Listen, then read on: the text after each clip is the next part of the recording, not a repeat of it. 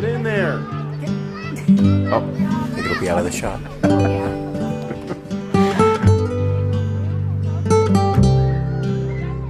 I grew up with two brothers and my parents, and we've always had a lot of family around.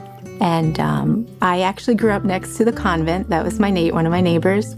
I went to Catholic elementary school, grade school, right across the street. My older brother would walk me to school, and I actually would go to church sometimes, jumping over the fence in the backyard, because church was right there. I grew up in Eastern Long Island. My mom was Catholic, my dad was Baptist, and the beautiful thing is, a few years ago, my father, who's now deceased, a few years ago, he was received into the Catholic Church, which was one of my greatest joys I've ever received, and an answer to prayers that we had in abundance, because he was received with total enthusiasm, and on his part, it was such an important spiritual milestone in his life. I was a member of a club in New York City, and one of the people that worked there knew the little town I was from, and he said, hey, there's this other person here, her fiance is a member of the club, and she's from your town too, which was quite a lot of happenstance. So he said, let me introduce you to. So I started talking to her. She said, well, I'm going to this charity event at this bar, which I think was Turtle Bay in New York City. And, do you want to come along with me? And I said, sure, why not? And she said, I'm meeting a friend there. So that friend was Kristin. Being very cool and sophisticated, the moment after meeting Kristin, and we probably talked for 10 minutes or so, or 20 minutes, and then she left and I left, I called her. Now, if any younger viewers are watching this, don't do that. You're supposed to wait a little bit. I didn't play it cool at all. I called her immediately because in my head, it was obvious that we were perfect for each other and we were going to get married. I met Gary in New York City. We were both working in the city at the time. I think right away he wanted to probably marry me. It took me a little more time.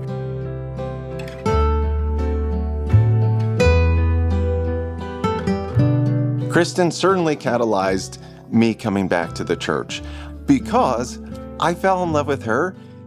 I knew I wanted her in my life, but God's plan was that wouldn't happen immediately.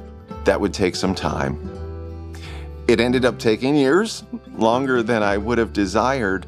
But again, in God's providence, I believe that was part of his way of bringing me into his church, bringing me closer into his fold, because I so desperately wanted her in my life. In the absolute desperation of my heart, I would give myself fully over to God and pray, because I knew that having Kristin in my life was the only way I would fulfill my vocation once I met her. And about a year later, we were engaged.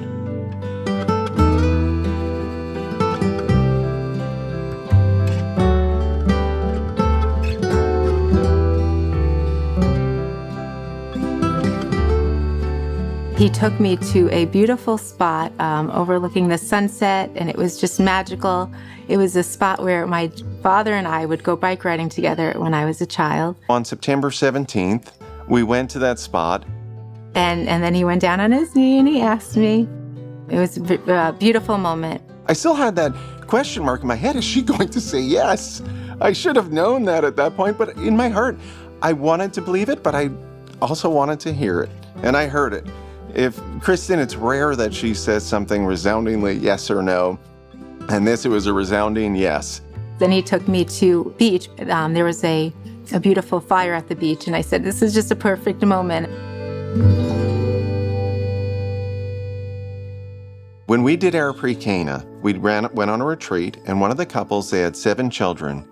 And he was much, much older than me. He was probably already in his 70s. And I looked at that man and I said, I want to be like him. This is what I emulate. And they asked us, in your heart, close your eyes and lift up your hands. How many children do you want? And I lifted up both hands and I just had all my fingers that I could lift up there. And from day one, we both wanted to leave it entirely to God's providence. One of the beauties of our Catholic faith is that we make a vow to have that radical openness to life and to children. Gary, I loved his blue eyes. And funny enough, 6 of my 7 children have blue eyes, so he's a hard worker. He has a great, strong work ethic. His faith has always been very important to him. I remember us, going to Mass together, and he would even jump the fence with me sometimes to go to Mass. My favorite quality about Kristin is her love for family. She's also extremely adventurous. She just radiates with this adventurous, happy spirit where she takes on life. She takes on anything with extreme enthusiasm. And it amazed me from day one. She always jumped into everything with both feet. As a mother, she's absolutely amazing. Seeing her transform and take all that energy that she had for doing all these fun things like ice climbing and all the crazy things she made me do when we were dating and in our honeymoon, and seeing that energy put into her family was a sign to me of God's grace. From day one, her whole life was her children, and she put everything into that, and she's built a family of joyous, happy children as a result that have her spirit of adventure.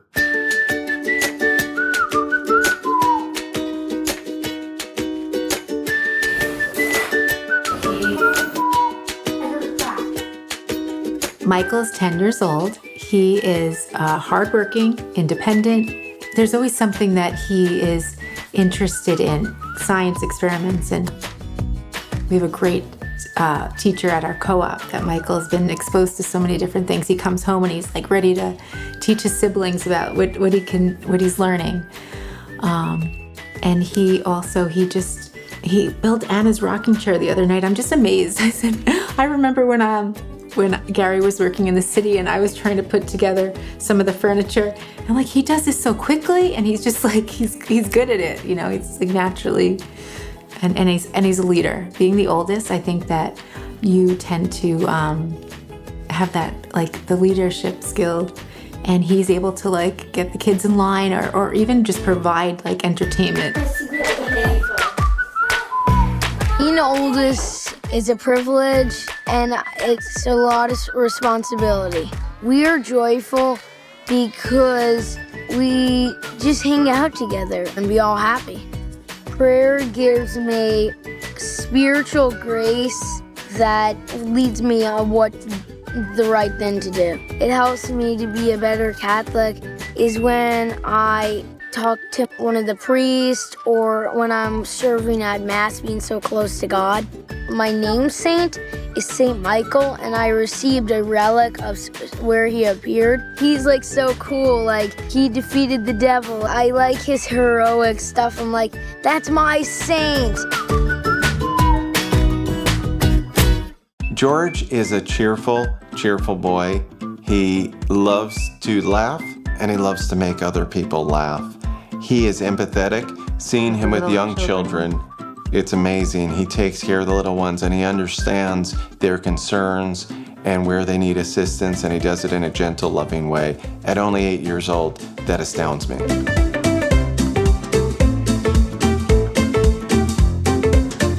Having a big family is very nice because I can play with my younger brothers and play Legos with them.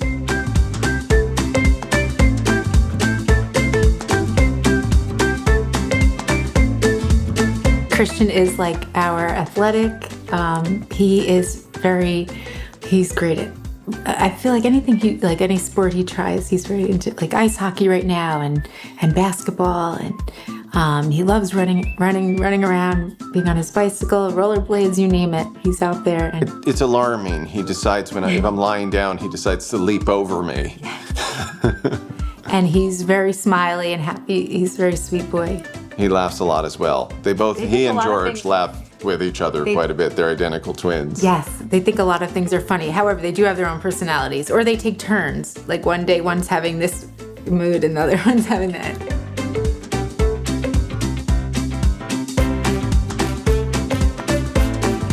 My favorite saint is Saint Peter because that's my middle name. Having a family is like a big family. It's so good. You know why? It's good to have a big family. Why most people don't have. It's only when you have more people to play with. When you're lonely, they can be nice to you.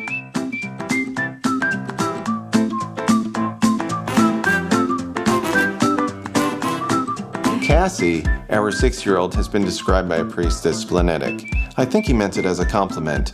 She is a great teacher. She's an amazing learner. She's a fantastic student. She loves to not only read, disclaim what she reads, and perfectly emote everything within it. And she also does like to instruct the little ones. And that's been amazing to see, especially Johnny be willing to be her little student. Oh, she's loving that, teaching him his catechism.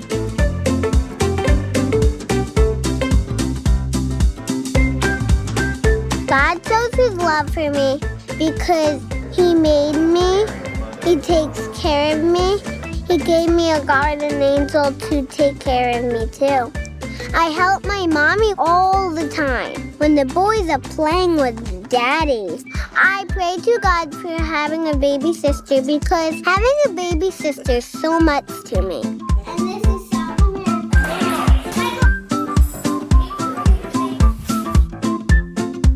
Oh, Johnny, my little snuggle bear. He's just so cuddly and sweet, and he says a lot of interesting things. He's very imaginative in his own worlds, playing with his little knights and his castles, and he gets really to it.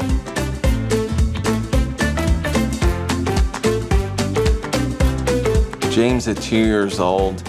James loves to express himself. He loves to have little conversations with us, and he loves to have them with his siblings. He'll pal around and tries to do everything they do, and if they go around the house, they'll have a little guy following them, probably trailing because he's struggling to keep up. He loves being part of the group.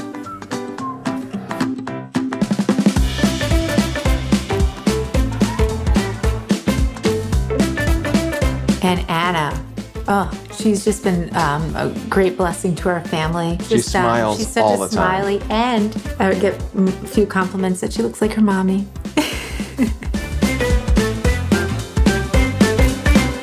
One of the advantages of having a larger family is that it gets easier.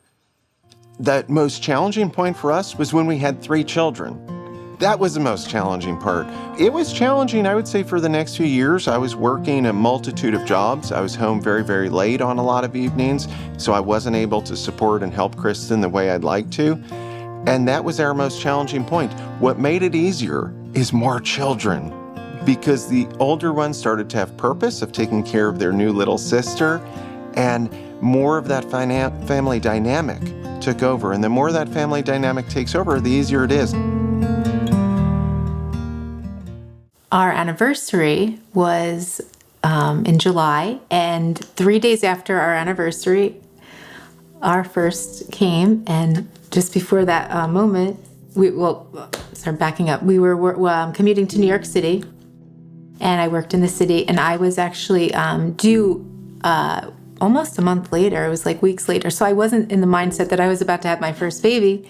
So I was still working, and I knew I had that day we had like lunch plans together. But I talked to Gary, and I was like, something seems off. I don't know. So I was like, we ended up calling the midwife, and she's like, oh, it sounds like you should go to a hospital. And then we were on a train ride back home, packing up a bag. We weren't really prepared yet. Made our way to the hospital, and I wasn't actually in labor yet.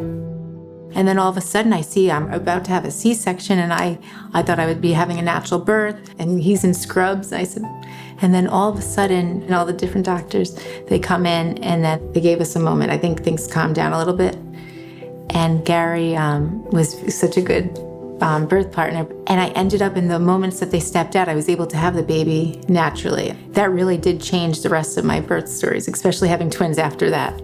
But right after Michael was born, he was pulled away right away from me, and I was shocked. I was like, what's going on? And Michael was flaccid. He had sepsis. We didn't know it then. I thought he was stillborn. No one told me anything. They just said, we're taking your baby away. I said, absolutely not. You're telling me my son might die. And if that's the case, his dad's going to be right by his side. For 10 days, we never left the NICU. We slept there 24/7. And Kristin's perseverance, along with the fantastic nurses and staff in the NICU at that particular location, and prayer, turned things around. Yeah. Within 48 hours, we realized that we had a healthy boy, and a corner had been turned. And that was a beautiful moment. We were always open to life, and there was a fear though, like, what will this happen again?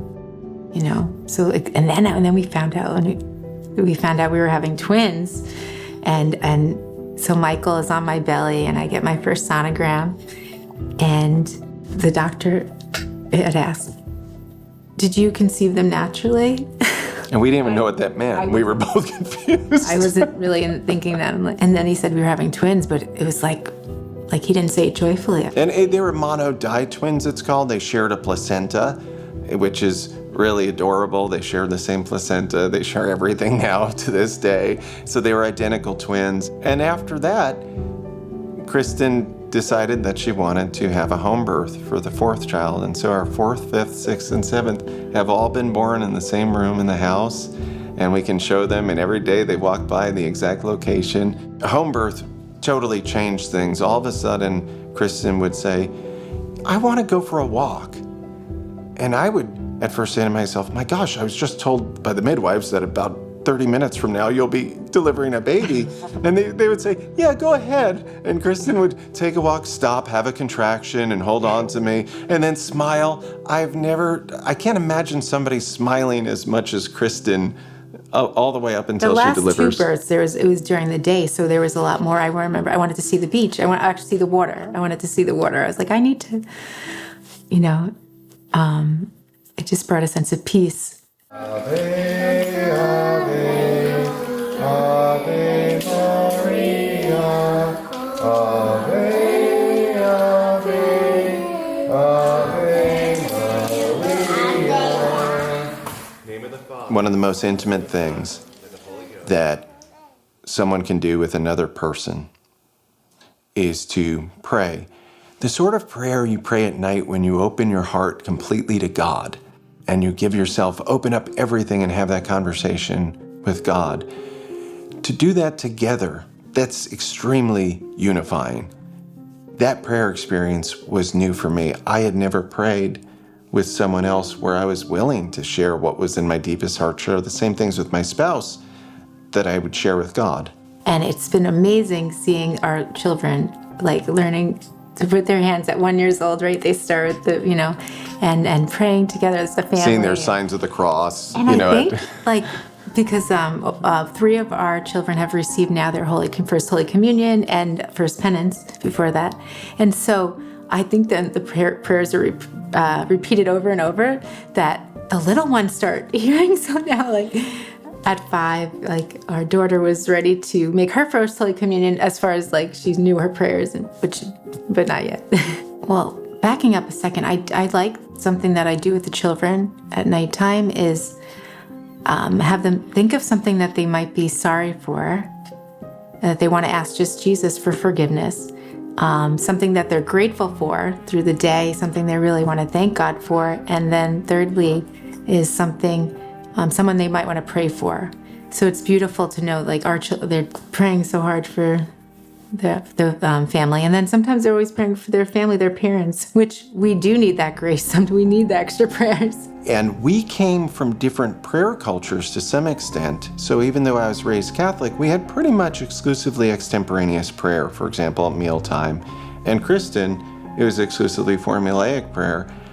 There was a lot of merging of our experiences in that sense. I'd like to believe Kristin became more open to extemporaneous prayer. For sure, a new world was opened for me in formulaic prayer, and especially the embrace of the rosary and adding the rosary to my life and having a deep appreciation for what that brings in our lives. It's almost like a background then you have all day when you pray the rosary. Then you almost have the Hail Mary and throughout as background music of sorts. And you made the Rosary Garden this summer.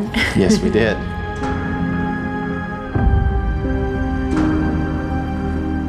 When I had my first son, I was working in New York City in finance. After he was born, I had time to discern whether I was going to go back to work or not. And I realized I could never leave this baby. Especially I couldn't leave him, when we were at the NICU, I wasn't going to leave his side, and I didn't want to leave him ever. Kristin gave up a lot for something much bigger, to stay home, of course. She did give up something. There's self-sacrifice involved. Man is wonderful order.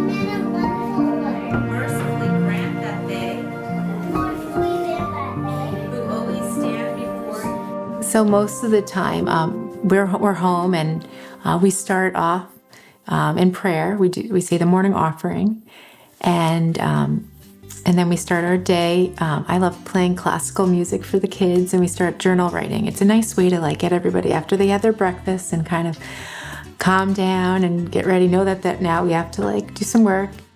And then my oldest is very independent, so he's able to kind of get right into his work and start up. And then the three, the twins, and I want to say Cassie, so George, Kristin, and Cassie, sometimes there's a lot of joint things I could do together. So we get our lessons, we start our lessons, and then the one that finishes up first, or they'll sometimes go over and help with if there's one of the toddlers. Seeing them involved in each other's lives, seeing the amount of responsibility they jump into. They argue over who gets to hold Anna, who's now 6 months. That's the biggest fight. It's a big argument. From the morning, from when I'm actually I'll still nurse her in the morning, and can I hold her first? It's so nice to see how they interact, and as the family gets bigger that way, there's always someone to play with.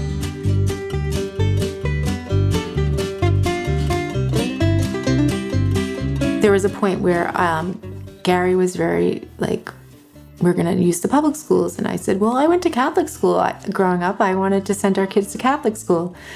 And so here we are, back and forth. And eventually, homeschooling came on the table. I was like, what? And then there was a time where I was taking Michael to a Mommy and Me ice skating. And I saw all these kids there. And I said, why they're not in school? This was on a Friday, I believe. And it happened that they were all homeschooled and Catholic. And then, so I'm like, so I just ran into them. I said, this is a Catholic homeschool community? Oh, tell me more. So I found out information. And so I said, this is all the pieces were fitting together. So we ended up, joining the Catholic homeschool groups and going through all the activities. And I said, this is definitely something that is working for us. Let's try it. And threw me over the edge was meeting my friend's children when he invited us over. So we went to his house. Learned about some more curriculums. And yeah, they showed us their schoolroom. And most of all, I met their children.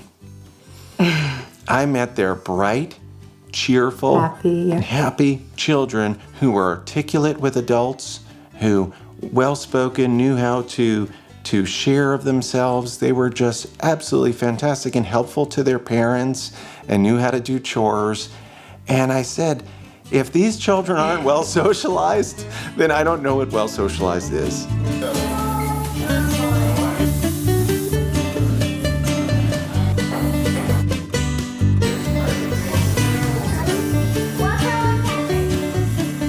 So every day, as part of our homeschool, we print out a sheet. On the front page is the school they'll be doing that day. For the day. And on the back, they have their saint, the feast day. Yeah, the feast day, what season is, what seasonal antiphon. And on the back, it has their chores for that day.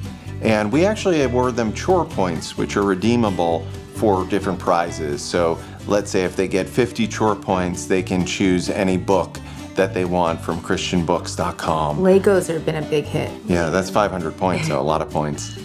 One thing we found about chores is introducing them at an extremely early age. James, at 2 years old, will go around with a broom. He's not particularly helpful. If he starts now, he sure will be helpful. They love to help when they're really little, actually. I find it they just kind of want to get right into it, Our view is anything that our children can do, instead of us in terms of chores, we have them do. It teaches them, it exposes them, and they get a deep sense of responsibility. Do they make mistakes? Absolutely. They're learning. But we have to fix things less and less often because they get better and better. And the only way they get there is because we gave them those responsibilities at very young ages. When Michael, our first, was born, and we took him to church, at first it seemed like a struggle, and we asked ourselves at one point as parents, well, why? What is he getting from church? We got the answer. We got the answer when I think he was 2 or 3, and we couldn't go to church, and he was so upset. That contemplative time of worshiping our Lord had become part of his life and an expectation. Then we had some challenges, didn't we, when the kids got a little older? Oh, trying to keep everybody in the pew. That's interesting. Now we have them out of the pew. So we have 3 altar boys. That's been real beautiful and so nice to see as parents. And our daughter is now in the children's choir. When children are young, it requires perseverance for parents. And there's moments when it can be embarrassing even, because there's going to be those bad days where children misbehave. Perseverance, perseverance, perseverance, because church will become part of that child's life. And then that child will always have that and always expect that. So if you persevere as a parent, the rewards are infinite. The young adults are important for my boys' altar serving. Of course, they look at their dad as a role model. There's so much of a gap that sometimes having an intermediating role model is very helpful. Young men in their 20s also serve, and when my boys see them and see their reverence and their devotion to God, that's a role model for them that's more achievable. It's a little closer to them. To me, having that in our church community is critical. A lot of it is attributable to the priests in our parish. They give so much of themselves all the time to everyone. They have such different parishioners if we look at them demographically, age, and they give everything to everyone. I think if you're thinking of having a big family or not, initially I didn't realize all the joy and the blessing there is to having a big family, but I would say yes, as Mary said, fiat. It seems daunting at first because there might not be a lot of role models. It's so much easier than you think in every way, and it gets easier. With more children, it's gotten easier for us. Our children then have their own community. They're always entertaining each other. Everything falls into place, and always the Holy Spirit provides. And people who are thinking of who are going to have a Catholic marriage and have that openness to life, your marriage is the outward sign of your sacrament. You are a beacon of hope and inspiration for all of those people around you. And so even if you feel a little bit lonely, golly, am I the only person that has this openness to life? And you have your 4th child and God blesses you with a 5th child, and you start saying to yourself, maybe I'm a little different in some ways. Yes, you are. Yes, you are. You're a beacon of inspiration to a world that needs exactly that.